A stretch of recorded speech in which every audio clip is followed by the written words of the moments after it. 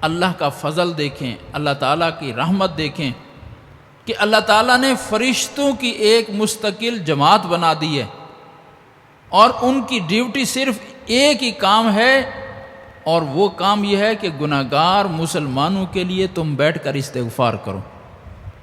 کیسا مقدس کام اللہ نے ان کے ذمہ لگایا کہ یہ میرے بندے ہیں اور میں نے ان کی فطرت میں گناہ رکھا ہے، یہ اپنی اس لذت سے مغلوب ہو کر یا اپنے مفادات سے مغلوب ہو کر گناہ کر بیٹھتے ہیں، اور پھر جنت دوزخ ان کے سامنے نہیں ہے۔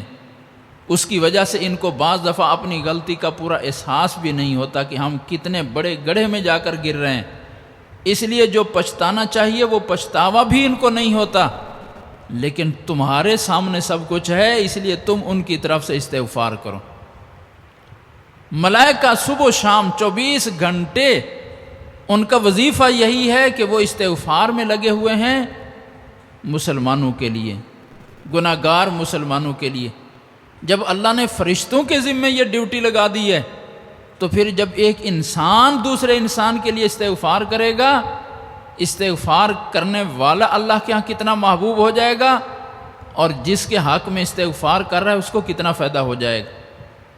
مشکوٰۃ شریف میں ایک حدیث آ رہی ہے، ایک مسلمان فوت ہو جاتا ہے، نیک ہے، صالح ہے، متقی ہے، نمازی روزے دار ہے، فوت ہو جاتا ہے، اور اللہ کے ہاں جو اس کے نیک اعمال کے مطابق اجر بنتا ہے جنت کی صورت میں، حکم ہوتا ہے کہ اس کو یہ مرتبہ اور مقام دے دو، وہ جنت کا درجہ اس کو مل جاتا ہے۔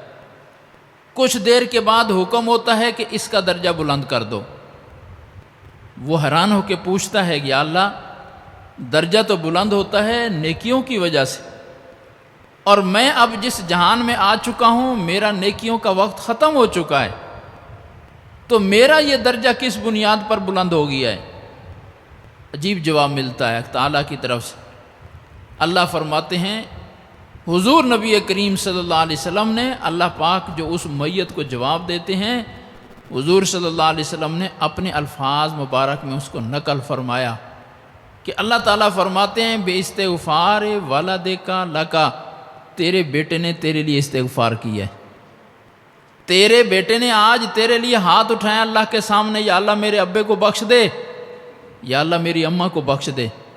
یہ جو تیرے بیٹے نے استغفار کیا، اس کی وجہ سے ہم نے تیرا درجہ بلند کر دیا۔ اب استغفار بیٹا کر رہا ہے، بیٹی کر رہی ہے، پوتا دوتا کر رہا ہے، اور درجے اس کے بلند ہو رہے ہیں۔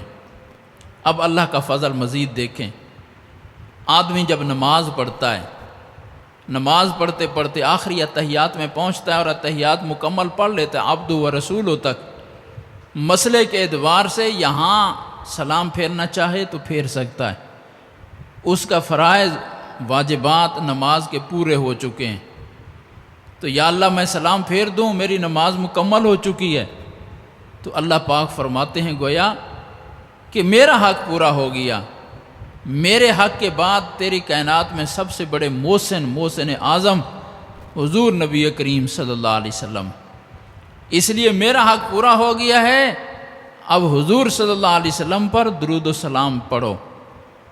تو بندہ اللہم صلی علی محمد وعلی آل محمد، یہ درود ابراہیمی پڑھتا ہے، یا اللہ اب میں نے درود پاک بھی پڑھ لیا ہے، اب سلام پھیر دو، نماز میری ہر طرح مکمل ہو گئی ہے۔ حق تعالیٰ فرماتے ہیں کہ اب حضور نبی کریم صلی اللہ علیہ وسلم کے بعد تیرے سب سے بڑے محسن تیرے والدین ہیں، اور پھر اس کے بعد تمام امت مسلمہ ہے، اس لیے اب اپنے والدین کے لیے استغفار کرو، ان کے لیے اللہ سے بخشش مانگو۔ تو بندہ پھر رب جعلنی مقیم الصلاۃ دعا پڑھتا ہے، اور اس دعا کا جو آخری جملہ ہے ربنا اغفر لی ولوالدی وللمؤمنین یوم یقوم الحساب، ربنا اغفر لی ولوالدی، یا اللہ مجھے بھی بخش دے، میرے والدین کو بھی بخش دے۔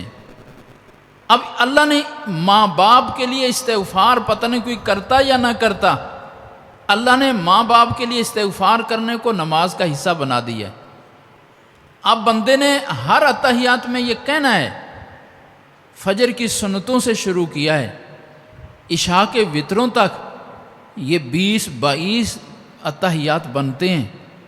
ہر اتحیات میں جب وہ یہ جملہ اللہ سے مانگتا ہے ربنا اغفر لی ولوالدی، تو ایک دن اور ایک رات میں اس کے ماں باپ کے 20-22 جنت میں درجے بلند ہو جاتے۔ بظاہر اس نے کوئی ایسا بڑا عمل نہیں کیا اپنے ماں باپ کے لیے، لیکن حقیقت میں بہت بڑا عمل کر چکا ہے کہ وہ ماں باپ کے لیے استغفار کر رہا ہے۔ لیکن مسئلہ تو یہ ہے کہ یہ اس کے لیے ہے جو نماز ہی پڑھے گا۔ اب جس نے نماز ہی نہیں پڑھنی، اتحیات ہی نہیں آتی، اس کو رب اجعلنی نہیں آتی، وہ بیچارہ کیسے کرے، مانگے گا؟ لیکن یہ زیادتی اس کی نہیں ہے، یہ زیادتی اس کے مرحوم ماں باپ کی۔ اگر اولاد نماز نہیں پڑھ رہی، یہ ظلم اولاد ماں باپ پر نہیں کر رہی، یہ ظلم ماں باپ اپنی اوپر خود کر کے گئے۔ ماں اس بیٹے کو انہوں نے بہت کچھ پڑھایا، امریکہ تک کہ یہ گیا ڈگریاں لے آیا۔ اس بیٹے کو اس نے بہت کچھ کاروبار بھی سکھایا، اگر نہیں سکھا سکے تو وہ اپنی آخرت کے لیے کچھ نہیں سکھا سکے۔ سب سے بدبخت ترین شخص کون ہے؟ سوال ہوا ہے، سب سے بدبخت ترین شخص کون ہوا ہے؟ جو دوسرے کی دنیا سنوارتے سنوارتے اپنی آخرت خراب کر دے، جو دوسرے کی دنیا اچھی کرنے کے لیے اپنی آخرت خراب کر دے، تو بھی یہ سب سے بڑا بدبخت تھا، لیکن اپنی کے بجائے دوسرے کی دنیا ٹھیک کرتا رہا اور اپنی آخرت خراب کر بیٹھا۔ اپنی اولاد کے لیے، دنیا کے لیے اس نے کیا کچھ نہیں کیا، لیکن اس کو دین نہیں پڑھایا، دین نہیں سکھایا، نمازی نہیں بنایا۔ نقصان کیا ہوا؟ آج خود اپنی اولاد کے فیض سے محروم ہے۔ مرنے کے بعد آج اس کے لیے کوئی ہاتھ اٹھا کر دعا مانگنے والا نہیں ہے۔ یہ ظلم ماں باپ خود کر کے گئے ہوئے ہیں اپنے اوپر، اولاد ظلم نہیں کر رہی۔ ماں باپ کا حق تھا کہ اولاد کو دین سکھاتے اور نمازی بناتے، آج قبروں میں ہوتے تو اس کی اولاد اس کے لیے پتہ نہیں کیا کچھ نیکیاں کر کر کے بھیجتی، اور آج یہ ماں باپ خوش ہوتا کہ میں اپنی اولاد کو صحیح راستے پر لگا کے آیا ہوں، صحیح راستے پر لگا کے آیا ہوں۔ خود ان کی جنت بھی بن رہی ہے اور ان کی وجہ سے میری جنت بھی بن رہی ہے۔ تو استغفار، اللہ نے ماں باپ کے لیے استغفار کو نماز کا حصہ بنا دیا ہے۔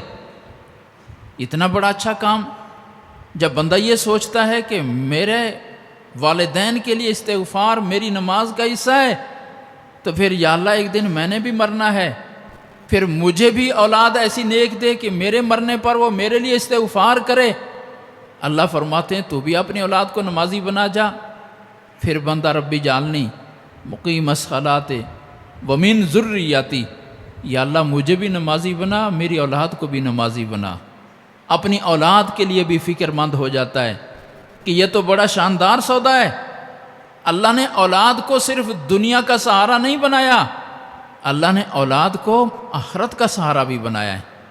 دونوں ایک دوسرے کا سہارا ہیں۔ ماں باپ نیک ہیں، اولاد اتنی نیک نہیں ہے، ماں باپ کی نیکی اولاد کو فائدہ دے جائے گی قیامت میں۔ وَأَلْحَقْنَا بِهِمْ ذُرِّيَّتَهُمْ وَمَا أَلَتْنَاهُمْ مِنْ عَمَلِهِمْ مِنْ شَيْءٍ۔